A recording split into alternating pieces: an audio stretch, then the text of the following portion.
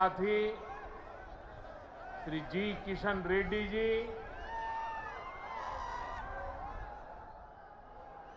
बहुत बड़ी संख्या में आए हुए तेलंगाना के मेरे प्यारे भाइयों और बहनों, प्रियमैना सोदरा सोईदरी मणुलारा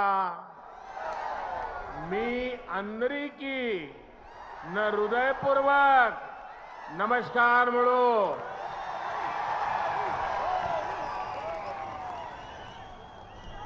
महान क्रांतिकारियों की धरती तेलंगाना को मेरा शत शत प्रणाम। आज मुझे तेलंगाना के विकास को और गति देने का पुनः सौभाग्य मिला। थोड़ी देर पहले ही तेलंगाना आंध्र प्रदेश को जोड़ने वाली एक और वंदे भारत ट्रेन को हरी झंडी दिखाई गई है। ये आधुनिक ट्रेन अब भाग्य लक्ष्मी मंदिर के शहर को भगवान श्री वेंकटेश्वर धाम तिरुपति से जोड़ेगी। यानी एक प्रकार से ये वंदे भारत एक्सप्रेस आस्था, आधुनिकता, टेक्नोलॉजी और टूरिज्म को कनेक्ट करने वाली है।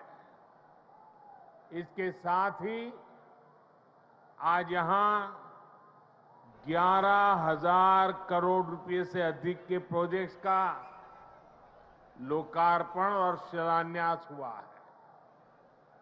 ये तेलंगाना की रेल और रोड कनेक्टिविटी से जुड़े प्रोजेक्ट्स हैं, हेल्थ इंफ्रास्ट्रक्चर से जुड़े प्रोजेक्ट्स हैं।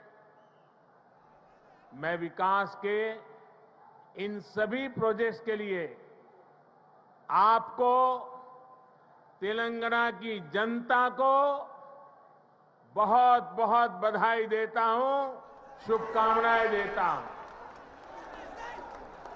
साथियों, तेलंगाना को अलग राज्य बने करीब करीब उतना ही समय हुआ है जितने दिन केंद्र में एनडीए की सरकार को हुए हैं।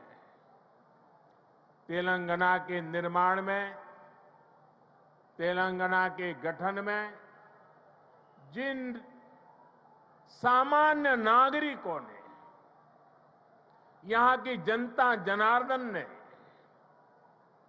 योगदान दिया है, मैं आज फिर एक बार कोटि कोटि जनों को आदरपूर्वक नमन करता हूं। तेलंगाना के विकास को लेकर, तेलंगाना के लोगों के विकास को लेकर जो सपना आपने देखा था, तेलंगाना के नागरिकों ने देखा था, उसे पूरा करना केंद्र की एनडीए सरकार अपना कर्तव्य समझती है। हम सबका साथ, सबका विकास, सबका विश्वास, सबका प्रयास के मंत्र को लेकर के आगे बढ़ रहे हैं। हमने पूरा प्रयास किया है कि भारत के विकास का जो नया मॉडल बीते 9 वर्षों में विकसित हुआ है, उसका लाभ तेलंगाना को भी ज्यादा से ज्यादा मिले। इसका एक उदाहरण हमारे शहरों का विकास है। बीते 9 वर्षों में हैदराबाद में ही करीब 70 किलोमीटर का मेट्रो नेटवर्क बनाया गया है।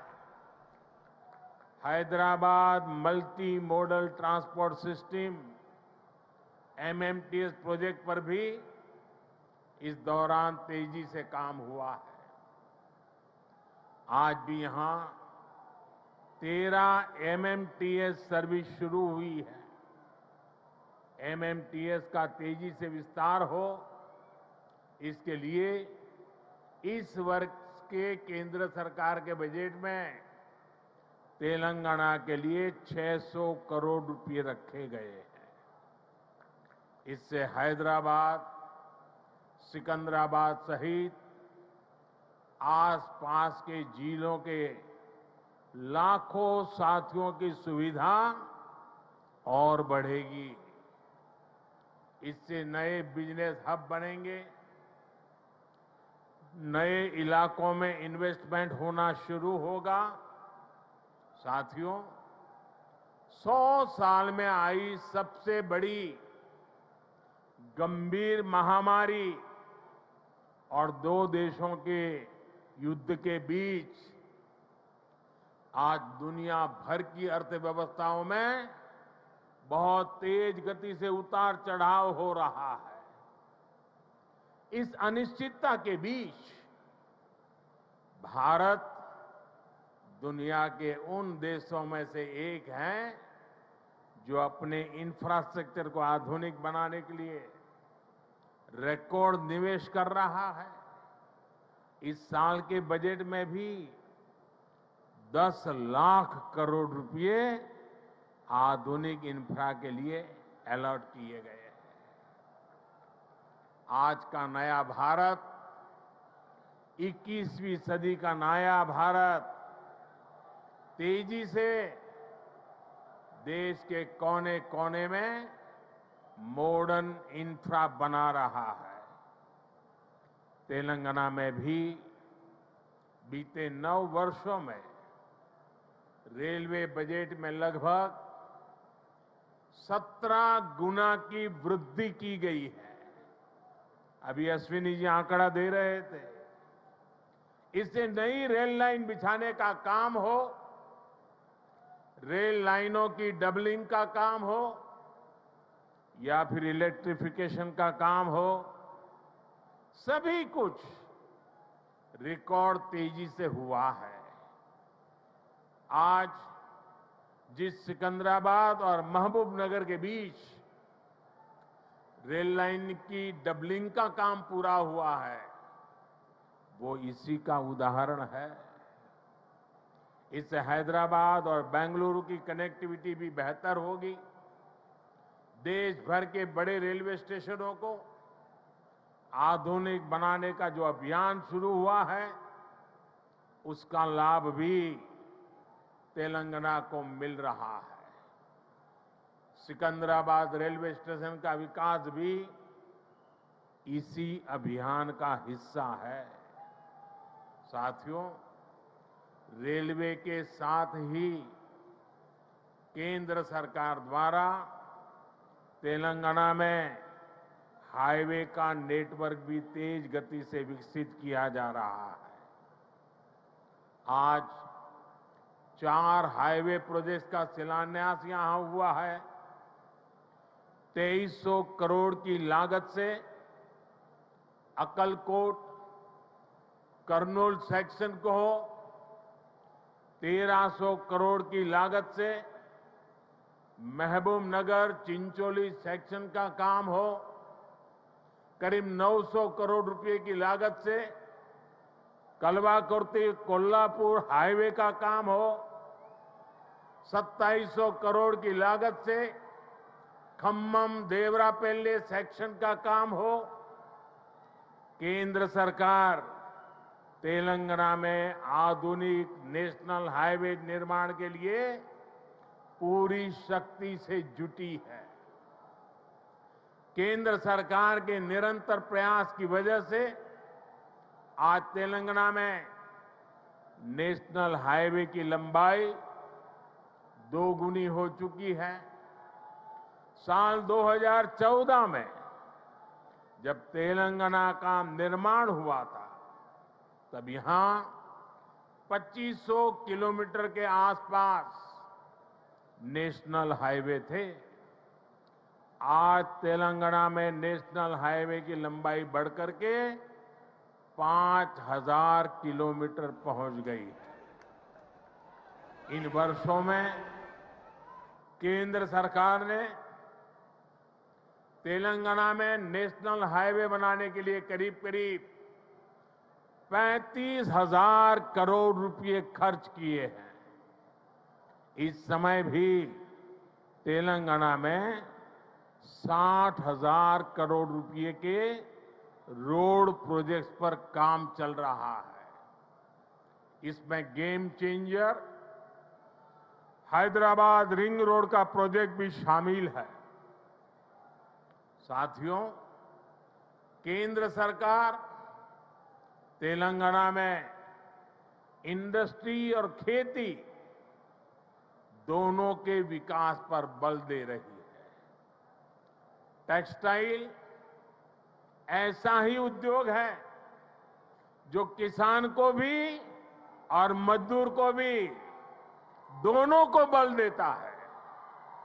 हमारी सरकार ने देश भर में 7 मेगा टेक्सटाइल पार्क बनाना तय किया है। इनमें से एक मेगा टेक्सटाइल पार्क तेलंगाना में भी बनेगा।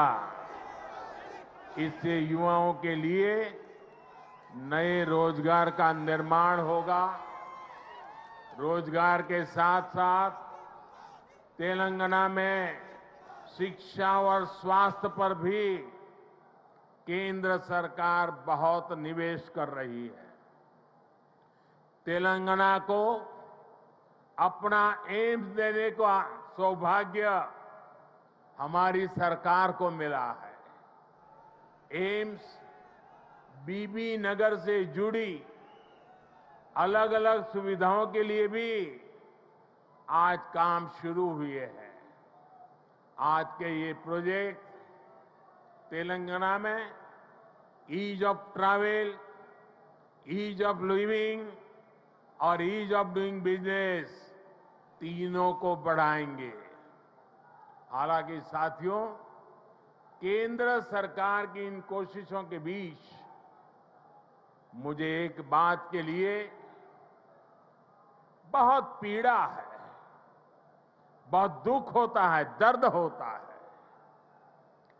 केंद्र के ज्यादातर प्रोजेक्ट्स में राज्य सरकार से सहयोग न मिलने के कारण हर प्रोजेक्ट में देरी हो रही है, विलंब हो रहा है। इससे नुकसान तेलंगाना के लोगों का, आप लोगों का हो रहा है। मेरा राज्य सरकार से आग्रह है कि वो विकास से जुड़े कार्यों में कोई बाधा न आने दे, विकास के कार्यों में तेजी लाए। भाइयों और बहनों, आज के नए भारत में देशवासियों की आशाएं, आकांक्षाएं, उनके सपने पूरे करना हमारी सरकार की प्राथमिकता है। हम दिन रात मेहनत करके इसी कोशिश में जुटे हैं, लेकिन कुछ मुट्ठी भर लोग विकास के इन कार्यों से बहुत बौखलाए हुए हैं। ऐसे लोग जो परिवारवाद, भाई भतीजावाद और भ्रष्टाचार को पोषित करते रहे, उन्हें ईमानदारी से काम करने वालों से परेशानी हो रही है। ऐसे लोगों को देश के हित से, समाज के भले से कोई लेना देना नहीं है। ये लोग सिर्फ और सिर्फ अपने कुनबे को फलता फूलता देखना पसंद करते हैं। हर प्रोजेक्ट में, हर इन्वेस्टमेंट में ये लोग अपने परिवार का स्वार्थ देखते हैं। तेलंगाना को ऐसे लोगों से बहुत सतर्क रहना जरूरी है। भाइयों और बहनों, भ्रष्टाचार और परिवारवाद एक दूसरे से अलग नहीं है। जहां परिवारवाद और भाई भतीजावाद होता है, वहीं से हर प्रकार का करप्शन फलना फूलना शुरू हो जाता है। परिवारवाद, वंशवाद का मूल मंत्र ही सब चीजों को कंट्रोल करना होता है। परिवारवादी हर व्यवस्था पर अपना कंट्रोल रखना चाहते हैं। उन्हें ये बिल्कुल पसंद नहीं आता कि कोई उनके कंट्रोल को चैलेंज करे। आपको मैं एक उदाहरण देता हूं। आज केंद्र सरकार ने डायरेक्ट बेनिफिट ट्रांसफर डीबीटी व्यवस्था विकसित की है। आज किसानों को, विद्यार्थियों को, छोटे व्यापारियों को, छोटे कारोबारियों को आर्थिक मदद का पैसा सीधे उनके बैंक खाते में भेजा जाता है। हमने देश भर में डिजिटल पेमेंट की व्यवस्था बढ़ाई है। आखिर ये पहले क्यों नहीं हो पाता था? ये इसलिए नहीं हुआ क्योंकि परिवारवादी ताकतें व्यवस्था पर, सिस्टम पर अपना कंट्रोल छोड़ना नहीं चाहते थे। किस लाभार्थी को क्या लाभ मिले, कितना मिले, इसका नियंत्रण ये परिवारवादी अपने पास रखना चाहते हैं। इससे इनके 3 मतलब सत्य थे। एक, इनके ही परिवार की जय जयकार होती रहे। दूसरा, करप्शन का पैसा इनके परिवार के पास ही आता रहे। और तीसरा, जो पैसे गरीब के लिए भेजे जाते हैं, वो पैसे इनके भ्रष्ट इकोसिस्टम के अंदर बांटने के काम आ जाए। आज मोदी ने भ्रष्टाचार की इसलिए जड़ पर प्रहार कर दिया है। मुझे तेलंगाना के भाई बहन बताइए, आप जवाब देंगे? आप जवाब देंगे? भ्रष्टाचार के खिलाफ लड़ना चाहिए कि नहीं लड़ना चाहिए? भ्रष्टाचारियों के खिलाफ लड़ना चाहिए कि नहीं चाहिए? देश को भ्रष्टाचार से मुक्त करना चाहिए कि नहीं करना चाहिए? कितना ही बड़ा भ्रष्टाचारी हो, कानूनी कदम उठाने चाहिए कि नहीं उठाने चाहिए?